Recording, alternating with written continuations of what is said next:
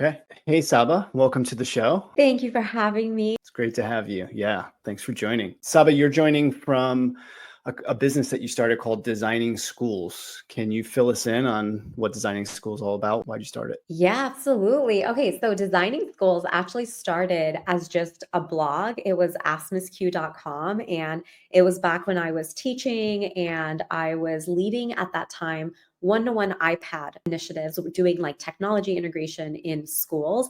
And I would just really use it as a place to kind of just like share what we were doing, share ideas, share where I was going to be speaking, or just anything really like, just like a typical blog. And I always had it on the side. And even when, I was taking on different positions and then, even at Apple, where it was probably the hardest to keep it on the side, but we managed to pull through. It was always sort of like a place just where I was like sharing what I was doing and just talking about the different experiences I was having. And then when I decided to leave Apple, it was this like amazing foundation to basically use to turn into a company. And so instead of calling it Ask Miss Q, I changed it to Designing Schools. And now we work with, businesses, we work with schools, we work with individuals to use design thinking practices to create cultures of innovation across an organization. And so it's been incredible to see like how just like starting one small thing, like just a blog that you just post on, can turn into something because of that foundation that's been built. Yeah. Why did you pick that topic? Like what got you interested in that and enough to turn it into a business? I feel like schools are constantly struggling with how to make technology work. There's so many apps, like teachers having relationships with the community around the school, and too many apps or not enough communication, or teachers posting too much on Twitter. It must be like, I'm sure you can help them solve a lot of problems in that regard. Yeah, I mean, there's just so much work that needs to be done. I mean, one of the most dangerous things we're seeing right now is like the people wanting to ban cell phones. In the age of the creator economy, we're looking to ban one of our most valuable devices. And there's absolutely no doubt that there are many, many, many issues. But the to ban something simply is to me such a lazy way out, instead of being able to like, look, the world is changing around us drastically more and more every single day, and we can't isolate ourselves from that. You know this as well, like design thinking. That's one of the things that I love about design thinking, about design sprints. It gives you the structure and the formulas almost that you need to be able to take on really complex the challenges and things that are intimidating, that would be much easier to just ban and put into a box and tuck it away. But there are methods that can help us navigate these things together with people and community. Yeah. So when you work with a school, what problems are they typically working through that you help them with design thinking and things of that nature? Yeah, absolutely. I think, so many times it's so many different things, right? I mean, like on a baseline, one of our biggest things is like, how do we change like school, right, to make it more relevant for today's learners? So I would say when we look at like the design thinking process, one of the biggest things we help people do is to really begin to better articulate the problem they're trying to solve, right? It's very vague to say, we want to have all kids be creative. We want to have all our kids be global citizens. Like these are great aspirations to have, but we have to really be able to better articulate the actual problem that we're trying to solve, because that looks very different within each organization. And once we can identify that problem, like, it's like I use this quote a lot with people, like Don Norman's, a brilliant solution to the wrong problem is worse than no solution at all to solve the right Mm. problem. They feel like when people purchase technology, they purchase like, or they try to integrate new initiatives, they're not always articulating that problem. And so you could have an amazing, set of devices or an amazing application, but if you don't have the right problem that you're trying to solve, it's hard to bring people on board. So that's kind of what we work through. What is the problem we're trying to solve? And then it's right into that empathy piece. How does everybody feel about this problem? Because what I personally find is that I find that most people are operating and making decisions on assumptions. Like 80% of people at every level of an organization are making very important decisions and also have emotions and feelings tied to assumptions more than reality. So we really work to like kind of like remove those silos, facilitate those like, empathy interviews with different people, from teachers to students to community members to administrators, and help people align what they're hearing and like seeing with the problem they've identified to then map a path forward. And that kind of is more Mm. organic in terms of where people go next. But those are the two baseline things that we always begin with. Yeah. There's so many stakeholders when you think about a school. It must be really interesting to bring all those people around the table to Yeah. decide on the future of a school or a district or what they're going to do with their curriculum. Good for you. I want to go back to your point about removing things that are new or scary because AI has to be on that list. Talk to me about a little bit about like the conversations you're having with schools around AI. Oh my gosh, I feel like AI is such a so here's what I say. I feel like if you think about the past, like maybe like I think it's like 20 years or so, maybe even longer, we've gone through like three inflection points. And I don't think that's very common. Like that's it's just getting faster and faster. We're experiencing more and more of these inflection points. So we have the internet, right? Which I feel like most people are comfortable with, but still not all people have access to. And then you think we have mobility, right? Which really was the introduction of like, obviously the phone and being able to be more remote and kind of build a completely different type of life and work. And now you have AI. A lot of people skipped mobility. They don't fully recognize the potential and possibilities with AI because they're coming from internet desk, in person, traditional space here. And now you've got AI over here and they've missed this in between. And I think that people who truly understand how to see opportunity and how to see more freedom and who also value more freedom and flexibility and want to really perfect those environments understand AI a lot better because they have this mobility mindset. So that's the first thing I would say is I feel like just the awareness piece is really probably where we're still at with most people is just even what is AI? How can it be used? And I think also just even understanding the behind that's not magic that's taking place. There is a science, there is a technology, there is an explanation for kind of why what's happening. We can't obviously explain every single tiny thing. Like, even AI scientists don't know exactly every single intricacy. But for the most part, once you understand the basics of what's going on, we find that people kind of like bring their guard down. And then what we do after that, I kind of have it kind of honestly, like I always say, come for AI, but stay for design thinking. So like right away we get into design thinking where one of the first practices we tell people is prompt the human before the machine. And the reason we say that is because, again, if the person is not identifying the actual problem they want to solve, what we find or we are finding is people were taking like really outdated practices and like using these AI tools to like do those faster and better. And so one of the things we don't want to see is like 20th century practices being used with 21st century tools. Like it's awful. Like you're just going to get even worse outcomes than perhaps you did before. And so just really even using that design thinking mindset, reconnecting with some of those like human parts of yourself, being able to like lean into your own insights and like how do you develop insights and how can you be better at observing things to really inform those better prompts? What are those bigger visions and ambitious goals you have for your organization? And how can this technology create that pathway? Is where we have a lot of conversations with people about, workflows, use cases, and identifying those areas to really be able to think about, because most people also are not using enterprise versions of this tool. They're still using it as a consumer tool. So there's a huge differentiation. So for people who don't have an enterprise setup, we recommend a lot more around awareness building, use case development, and culture capacity, because that's if people are not happy and people feel like this is a threat to them, you need them to find those use cases. The one really big change for a school, but not even just a school, like I would say pretty much anywhere, those days of like, I'm just going to go to that workshop every other month, or I'm going to do a summer learning camp, like that concept and that mindset just it will put you so far behind that you need all hands on deck, everyone invested, learning, sharing, and really having that culture of continuous learning. Yeah. And okay, so what I really want to get into is you created this thing called AI Bootcamp. And I want to hear, like, I'd love to hear a little bit more about why you created it for your schools. Like what problem were you hoping to solve for the schools? And then additionally, why was it important for your business? Like what even gave you that idea? So maybe a little bit of background on what the AI Bootcamp is, and then let's get into it. Yeah, absolutely. So I'll actually tie it back to like the idea of mobility. I had always seen for so many years all these people build online courses and just have like these additional revenue streams. And I just feel like graduating from school, like nobody really talks to you about how to create multiple revenue streams, how to generate passive income, how to build like a sustainable business that isn't just dependent on one revenue source.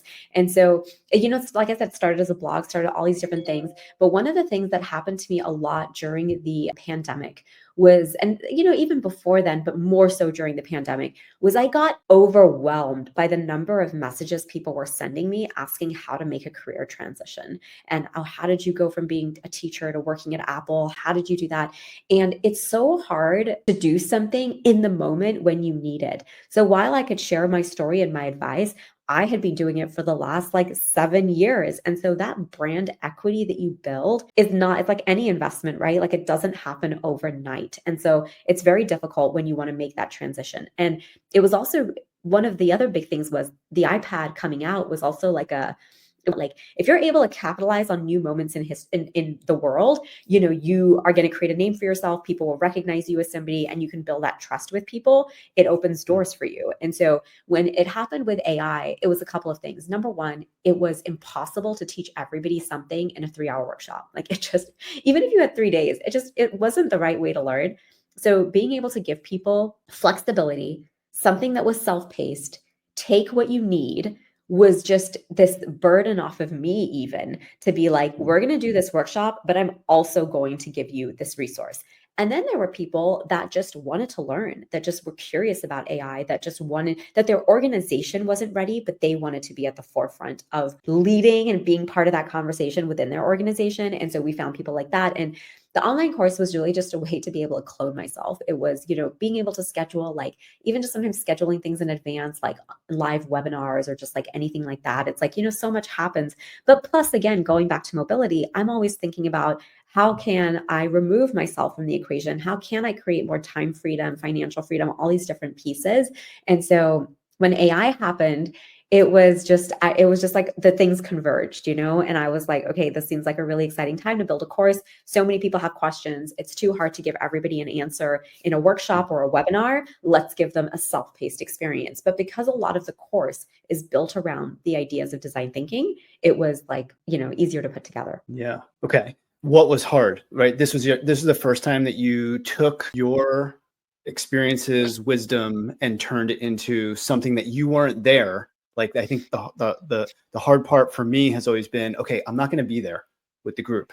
So how do I get everything out of my head in a very simple way? So like how did you do that first time through building a course like this? No, that's a brilliant question. So the way I did that was coming up with a project. Like I kind of thought about it, like if I was teaching, like what would I have you do? And so I basically, the entire boot camp is you doing a project. And you don't have to do the project, but if you do, obviously you're applying all the concepts. And so each module has like an activity, like alongside like the lesson that you're learning. And there's a template, there's a workbook, there's all these different pieces. I do an example in the video. I give you an example of what you can do. And then I have a course community. So in the course community, people can come, they can ask questions if something's confusing. And one of the other things I do, I don't know how, like, I mean, we'll see how long we do this for, but like we're doing it at least through the end of next year, like the end of 2024. We do a 10-minute onboarding with new cohorts, one-on-one, to really understand. Also, it's a way for me to also understand who's interested in the course. I have such a, I initially thought I was going to get one very specific group, like from my audience. I have such a diverse group of people who are interested that for me to just even learn about who's coming here, what brought you here, is almost like me, like I'm still a little bit in that user research phase, which I think when you have an online course, you should never like stop engaging in. And so it's a great way for me to learn who's there, but also be like, oh, how's everything going? And we do it about 2 weeks in. So we don't do it right at the get-go. We do it about 2 weeks in, and we send people like, just a calendar invite, 10 minutes, a quick call. What are your goals? Why did you join? What resonated with you, to get that piece of information. That's really interesting. Okay. So so some courses you just literally sign up and you're off and running and you never really even meet the instructor. You're just kind of like in a little bubble and you work through the material, and sometimes that's fine. It sounds like you figured out a way to make it self-paced, but there's an element where they meet you and they're in a cohort. So like, just explain a little bit like how you created that. We did start with a cohort model and we had live sessions. So it was 4 weeks. Every week we met once live. And like I said, we do that one-on-one onboarding. The second time we launched, so we did 2 live launches last year and then a third live launch, which was just open-ended. It was, not the live sessions. It wasn't the cohort based. It's now just ongoing. And one of the reasons we did that was, and I think this is really important anytime you're building any online course, most people don't have I think when we look at an online course, we try to do the whole thing at once. And so being able to just time block, being able to just break things down, just having some of the habits and mindsets that's going to make you more successful will make me more successful, right? Like if people are signing up but they're not finishing, that's not like that's not like something that like I'm looking for. Like I need people to finish. I want people to take the information and go with it. And so that one-on-one connection early on, I think is really important. Do I think I don't keep it forever. So by the time we hit the third one, we were moving more into the more traditional live launch where we did like the webinar and we did the open cart and we kept it open and things like that. And one of the reasons for that is also one of my goals was I was going to do live launches in 2023, which is when we launched the course. Starting 2024, I'm going to make it evergreen. So we just finished setting up that funnel and we just finished kind of setting up all those different pieces. Now you don't even have to wait for me to host a webinar. You can go on anytime, watch the webinar, sign up, and kind of go through that process all by yourself. Okay. So for folks listening and they're like, what did Sabba mean when she said evergreen? Just like break it down really simple, how you're moving from sort of the live launch to evergreen. Yeah, absolutely. So like when you're doing like a live launch, you are like, it's like all hands on deck, right? Like you are still very much involved in the process. You are hosting a webinar live. You are, sending out emails like, live.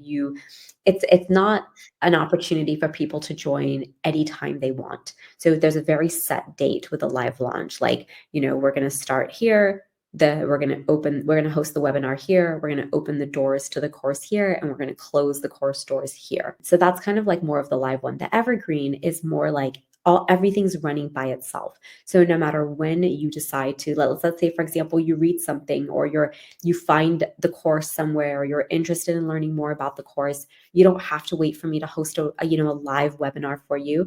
There's a recorded one. You go on, it's set up.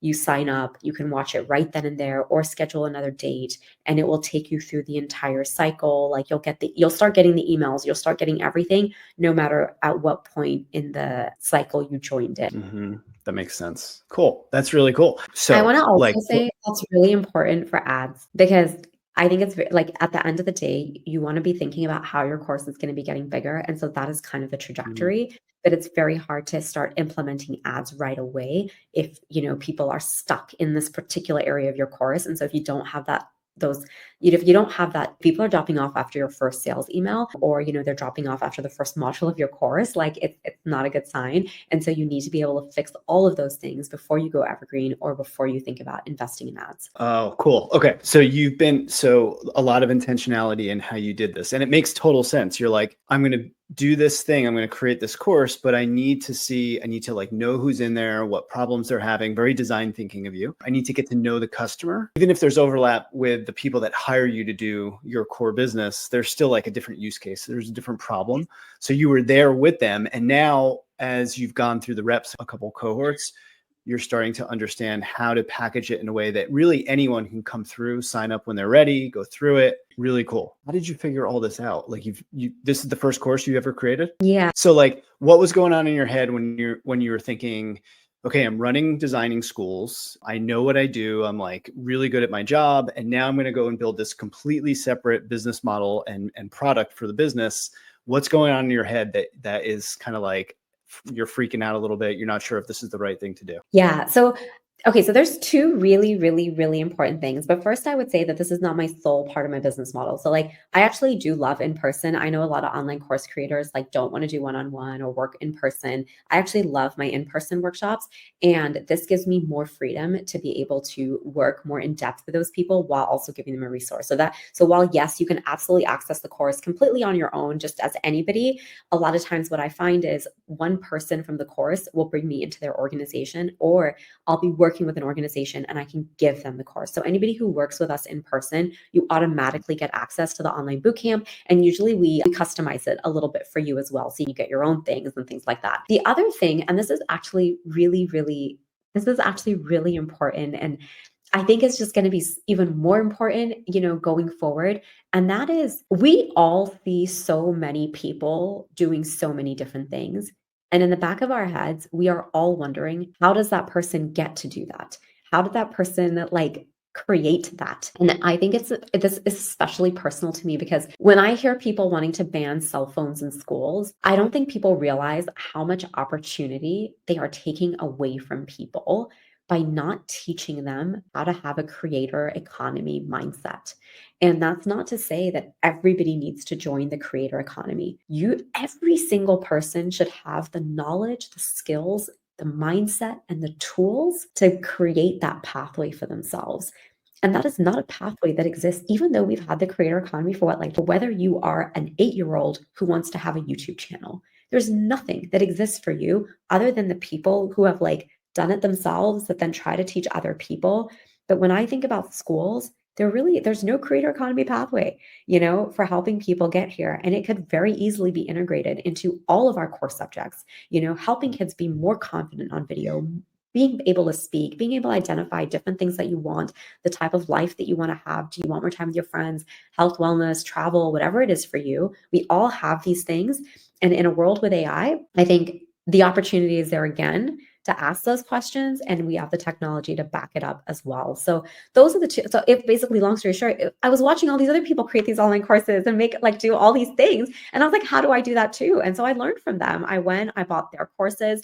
I have an amazing person. It's called Elevate Her Marketing, and she's a wizard at ads. But what I love about these people is like you can follow them online, and they're constantly teaching you about how to do things. And these are things that are just really important, I think, to learn that you don't learn anywhere else unless you identify those people. So people are learning from people. And I think when you see people doing things that you are interested in, I think people should always reach out and ask and learn and go and create it yourself. Because sure, it might be work, but everything's work, right? No matter what you're doing, you're putting hard work in somewhere. So you might as well put it towards something that is going to make you happy. Yeah. Well, certainly, I hope that some people are 1% or 100% more confident after watching your story today. And I hope that they reach out to you for help, because looking at the Mr. Beasts of the world and, I think we can learn from them, but they seem so far away. And something that you and I were talking about before was like, what about the person that has been running their consulting business for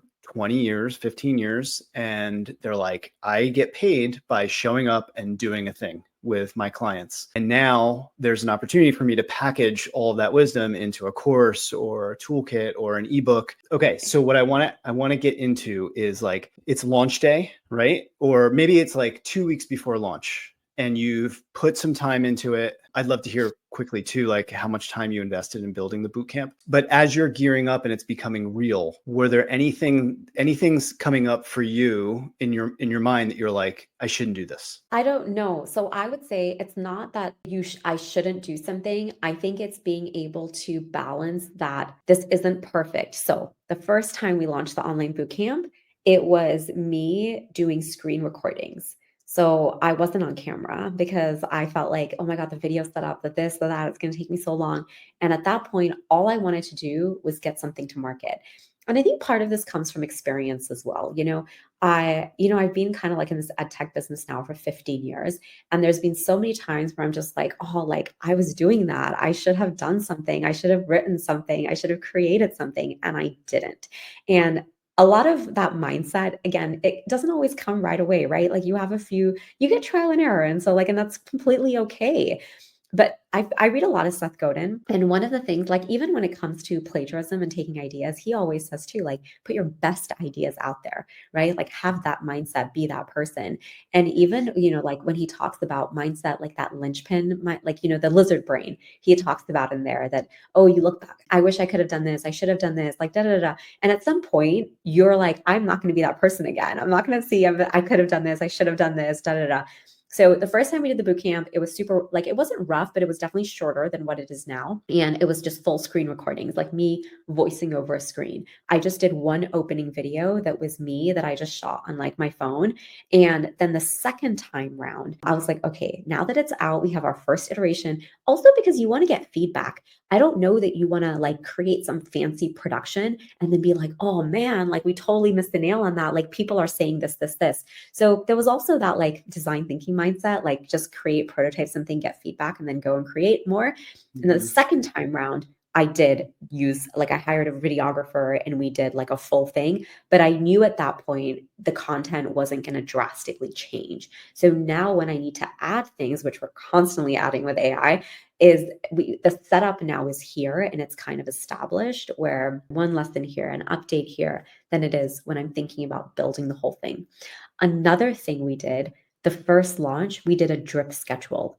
So we didn't release the entire course at once. We did it one module at a time. And what that allowed for was if there was anything that went wrong in the module prior, we were able to fix it for the rest of the modules. And because we weren't on camera, it was really easy to do and update or add things in and things like that. So have a relatively low bar for perfection. Like, honestly, most online courses are awful. Like, there's some, like, you don't have a lot of, like, there's not, the standard is not that high, if I'm being perfectly honest. And it creates a real problem as well for online course creators, because most people don't finish them. More you can really break down. And this is where I would also say, because you asked about time, this is where to me AI plays a unbelievable role.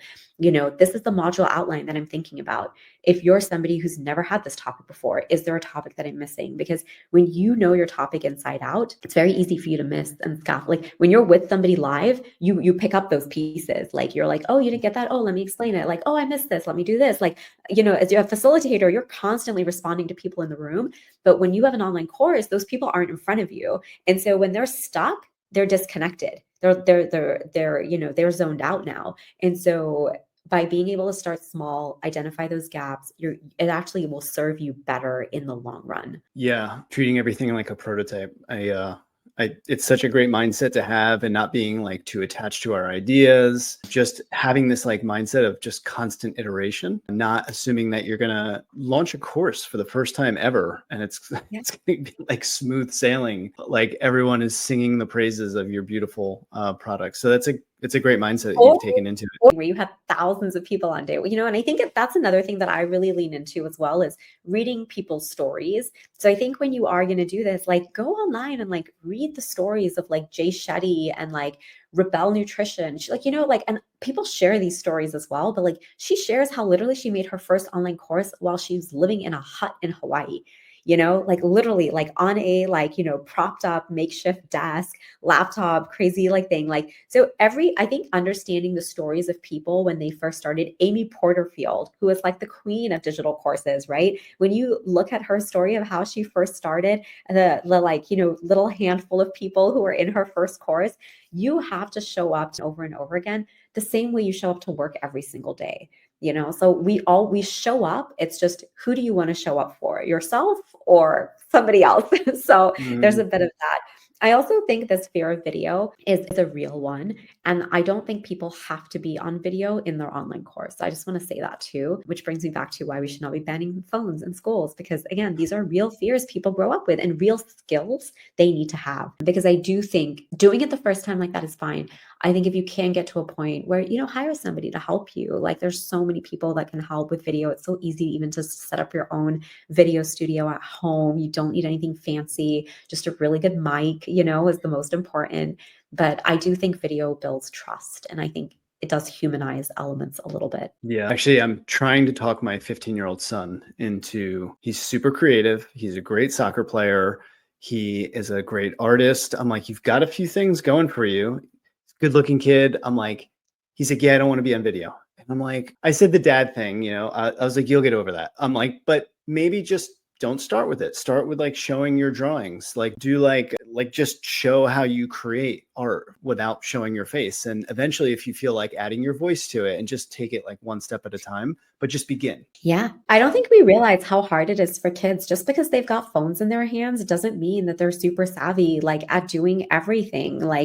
And so, and I mean, if they're like in their rooms making a TikTok video and whatnot, like there definitely seems to be a comfort level there. But doing it in public, other people are gonna like. I don't know, because TikTok is public, so that really makes sense. But there is these are skills that have to be learned. You don't just pop up one day being good on video, like everyone Yeah. struggles with mindset. I mean, myself included. But at this point, I just want to also say I've been doing it for like 10 years. So, but it was also because the iPad was the first time I was like, oh, wow, like I could take a video like in my home and I could share it and do this. And, step by, you don't even have to edit. I was just using Descript yesterday. I was just deleting the words and the filler spaces. I was editing a video with text. It was wild. So there's just such easy points of entry now. The cost of the barrier for cost is even so much lower that you can do all of this, yourself. Yeah. You said something we were like poking fun at. Don't expect 1,000 people to show up on day number one. Of course not. And there is the need, like if you're going to put 2 months into this thing, 6 months into building your course, building your toolkit, you do need people to eventually show up. So how'd you get the first few people? Like what was you and I aren't marketing. We don't come from marketing backgrounds. How did you get the first few people to your boot camp? And then how did you grow it from there? Yeah. So that's another really important thing that you say as well. Like, yeah, I'm not a marketing person, but there's 1,000 people who are. And all those people are online, and you can go and you can learn from them for free, or you can take a course, or you can download their resources. So I Mhm. will say I've been studying this thing probably for the last 2 years. Prior to the AI bootcamp, I had always wanted to create something. I actually had two other courses kind of made, but I just never really followed through on them. And so with the AI one, I was like, I'm not missing this. I'm going to jump on this right now. So I had been learning about it and thinking about it. So learn. Like if you're not an expert in something, like there's people who are, and that's why they're there. You don't have to take on the entire process yourself.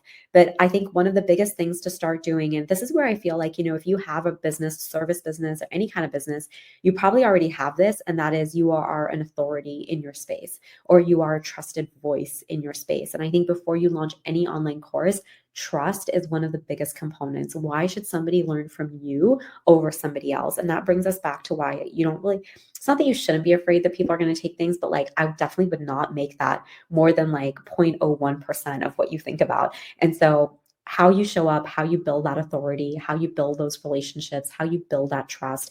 LinkedIn is such an amazing place to do something like that. I think Instagram is still a little bit harder, but the point is just show up. Just, what problems, and I think that's another really big part of the process is remembering the problems you had when you first started and being able to backtrack and take people on that journey. And so that's all really important. And what I'm finding with AI, if this is helpful for other people, a lot of the things that people need to learn now are the same things they needed to learn 10 years ago. They either didn't or they did and they just didn't apply them. I'm not finding brand new strategies that we all of a sudden need. What I'm finding is like, oh, we didn't do that the last 10 years and now we're stuck. Like I always say, like if schools had leveraged iPads and technology in the right way and redesigned assessments, you wouldn't be freaking out over your 5 paragraph essay right now. AI would be a godsend to you for taking projects even further instead of like, oh my God, my essay that like in the last 10 years I never changed or never did anything with. So be that trusted voice. And then from there is a little bit of like, like a flow, like being able to help people overcome objections. So how you create content around objections. And this is why that user research is so important, being able to understand what barriers people have, but also like their aspirations gives you, that's what you should be creating content around, and then always pointing people to your course. And that's probably the piece that I struggle with the most, because I think it is hard to like always be like, like call to action. Like, when I look at a lot of online course creators, it's like every single post is like a call to action. Like there's constantly all of that stuff. And so what I have also learned though is that, Dean Graziosi says this, and this is what I think about when I feel that way. He's another amazing person that I follow in this kind of space. But he says, instead of thinking about how you're bothering people, think about how you're hurting people by not letting them know about your product. Like if you truly believe your product is so amazing and that it's going to help people, why are you keeping it a secret? And so anytime I kind of resist, I'm like, yeah, all those people who want things, but like just you think because you post it once, everybody sees it, but they don't.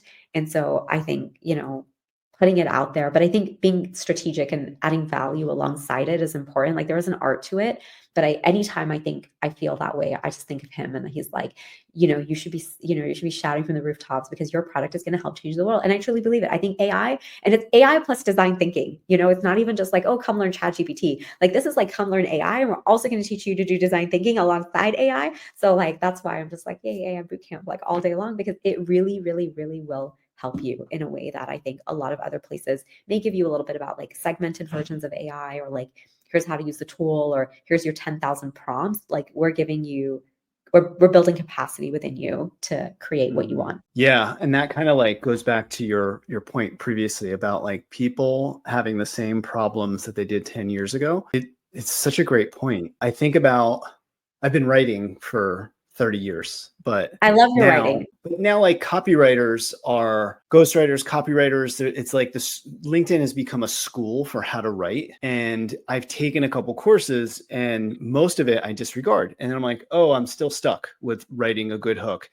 And it's because the lesson that course creator was trying to give me, like the examples, their systems, their frameworks, I just like rejected it somehow. And then along comes a creator who puts it in a way or has a story that really like resonates with me. And I'm like, oh yeah, it's this. And then I'm like, oh my God, that's the thing I also learned like 5 years ago. And I never did anything with it. And now this person has distilled it in a way, like Alex Hormozy has a way of like distilling big Yes. ideas into simple things, and it like lands for you. And I think if you can do that as a course creator, this isn't rocket science. It's like taking a hairy, complex topic and putting it in a way that really like needles the pain point that your customer, your user, your course attendee is going through, and really seeing them and helping them through that moat. That's the stuff that like really takes off for people. Absolutely. I want to wrap up. I want to get a little bit of, maybe we could just impart some wisdom. So like somebody's listening to this and they're like, damn, ask Miss Q, she did it. She's off and running with the AI bootcamp. Like what's the one golden nugget you'd leave them with the person that is on the fence with turning their wisdom into a course or some kind of like online digital product? I would take whatever that conversation is and open up ChatGPT 4, not the free version, 4. And I would say, hey, I want to build this online course. I have no idea where to start. This is what I'm thinking. I don't know if it's going to work. All the fears, all the things, whatever's in your head, literally as if like you were talking to us one on one here. And I would be like, give me an outline. What would a first draft of this look like? And I find that once it would be literally as if somebody came to us and they were like, oh, like I have this idea, I don't know. And we were like, oh, okay, great. Well, like, okay, let me just make this outline, title, description. Here you go. Seeing that first draft as something real, I think motivates people so much. And you can keep going from there. Hey, I've always thought about calling it this. Would it resonate? This is my audience. This is my this. I see, whatever it is that you want to do, use AI as a member of your team to help you think through those pieces. And then you be that person giving. I mean, at the end of the day, I would say AI needs a human prompt. It can't magically do this for you. You're the expert. What course do you want to create? Is my course topic too big? Could I distill this down and make it a series of smaller courses? Like, I want to get this up and going in the next 6 weeks. How can I do this? What's my timeline? Build me a schedule. I only have, 3 hours a week that I can dedicate to this. How would you break down my time? Those are all the barriers that stop people from making progress. And that is where AI just excels in helping you. I need an email funnel. Like I need to create a set of sales emails. I've never built that before. Can you tell me what that might look like for me now that you know the content of my course? Like all these little pieces. Even once you have your course scripted, copying and pasting that script and putting it back into AI and saying, hey, can you give me a title? Give me a description, create me a sales page. Like there's nothing that an AI tool cannot do for you today. So like, and these are honestly all the really big barriers that I think, when I said I wanted to create one 2 years ago, It was like, oh, an email funnel, a sales page, what should it look like? And get inspiration. I love this sales page. I like this from here. I like that from there. And use kind of what's out there as inspiration, because let me tell you, it's a formula. So you're not going to go find 10,000 different ones. You're pretty much going to find the same thing everywhere, because every single person is using a very similar formula, because it's like one of those like proven and tested like things that just works. Think of it like a design sprint, if you will. Everyone's using a design sprint, but they're using it on a different topic in a different core, like, area. So your sales pages for online courses are kind of like design sprint. It's such a great motivator too, to get people past that blank page that they're like, I Yeah. don't know what I'm doing. Just get me started. Right. And then it's true. Like any good conversation you have with like a trusted pal, they're going to ask you the right questions. And it's like, I've heard so many people say this, like, oh, it's hard for me to write ideas down, but if you ask me 10 questions and interview me, I can rip for an hour. That's really what you're suggesting people do, and use ChatGPT 4 to do that. And just humanize that conversation. Like, don't be like, I need an online course, right? Like actually talk to it like a person. Right. Yeah. Sabba, great ideas. I love your story. Really great to hear that you were able to build this boot camp. It got me actually pretty curious to see what the boot camp is all about, because I think we both live in this world where we're like surrounded by AI, and we're using AI to deepen our experience and our classes around AI. So I'm going to check out what you've actually built there. Where can people like me and listeners find out more about you and your work? I always say just go to designingschools.org and choose your own adventure, whether you like YouTube, the blog, social media, kind of go wherever you want. But you'll also find at designingschools.org, you'll find a link to the course, and pretty much everything else is there as well. Awesome. Thank you, Sabba. Great to have you on the show. Thanks for sharing everything.